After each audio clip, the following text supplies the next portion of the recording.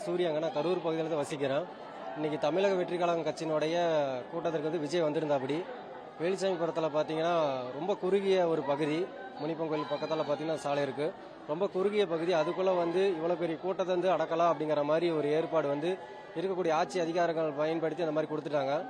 இது வந்து அவர் விஜய் நிறைய நல்ல ஒரு பெரிய இடம் தான் கேட்டா, அப்படி இருந்தாலுமே அவங்க கொடுக்கல. ஒரு சின்ன இடத்த கொடுத்து இந்த மக்களை வந்து இவ்வளோ சிரமப்படுத்திட்டாங்க.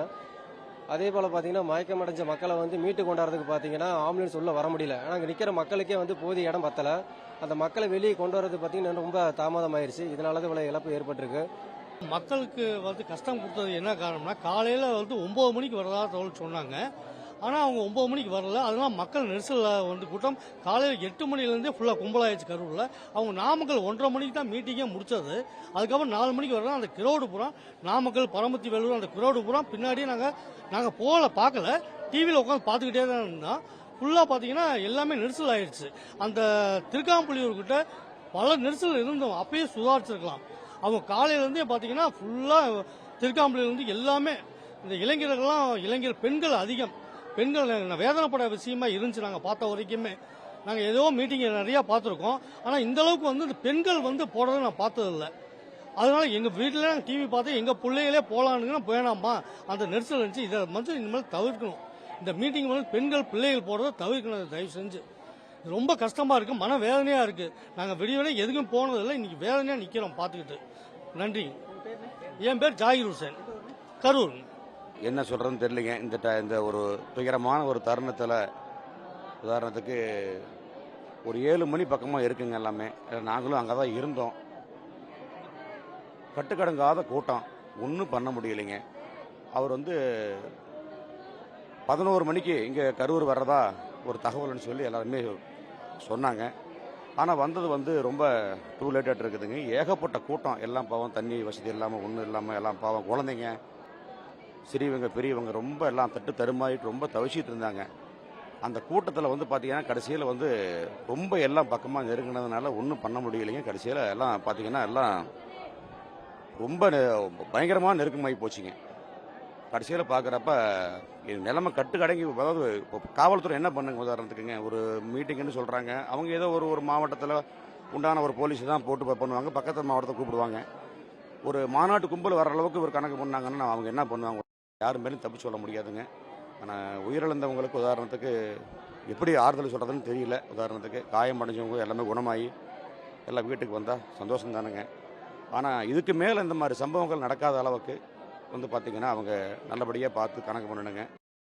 இது யார் மேலே தவறுன்னு சொல்கிறதுக்கு நமக்கு எப்படி சொல்கிறதுனே புரிய மாட்டேங்குதுங்க உதாரணத்துக்கு. ஆனால் சரியான ஏற்பாடெல்லாம் பண்ணியிருந்தாங்க. கூட்டம் வந்து பார்த்திங்கன்னா அங்கே நாமக்கல் இருந்தே பின்தொடர்ந்து அங்கேருந்து பலாயிரக்கணக்கான வண்டி கார் எல்லாம் வந்துருச்சுங்கல்ல பின்னாடியே.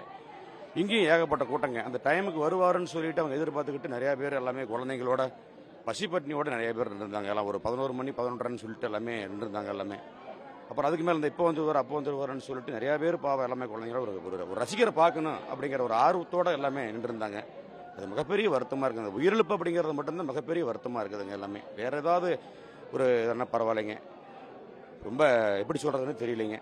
ரொம்ப போரெல்லாம் கீழெல்லாம் விழுந்துங்க, காலில் மிதிச்சுக்கிட்டு பாவம் ஒரு அம்மானா அப்படியே கீழே கிடக்குதுங்க. அதுக்கு தலை கால் எல்லாம் மிதிச்சுட்டு போகிறாங்க. என்ன காரணம், அந்த அம்மா கீழே கிடந்தது யாருக்குமே தெரியல, பார்க்கல. அந்த அளவுக்கு ஒரு நிலைமை எப்படிலாம் ஆகுன்னு தெரியலைங்க. அதெல்லாம் எப்படி சொல்கிறதுன்னு விவேக்கிறதுக்கு வார்த்தையே இல்லைங்க எல்லாமே. அப்புறம் நாங்கள்லாம் டீ கட்டில் சைடில் அங்கே ஓரமாக நின்றுருந்தோம். அப்போ அந்த கடையிலேருந்து அப்படியெல்லாம் ஒதுங்கி உள்ளே போயிட்டு நாங்களே வெளியே வந்ததே பெரிய விஷயமா போச்சுங்க எல்லாமே. ரொம்ப மோசமான சமாச்சாரம். ஆனால் சரியான ஒரு பாதுகாப்பெல்லாம் பண்ணியிருந்தாங்கன்னா அவங்க ஒரு சொன்ன கும்பலுக்கு மேலே 10 மடங்கு 5 மடங்கு வந்தாங்கன்னா அவங்க காவல்துறை மட்டும் தான் என்ன பண்ணுங்க எல்லாமே. மிகப்பெரிய தவறு. அதாவது ஒரு திட்டமிட்டு பண்ணணும்.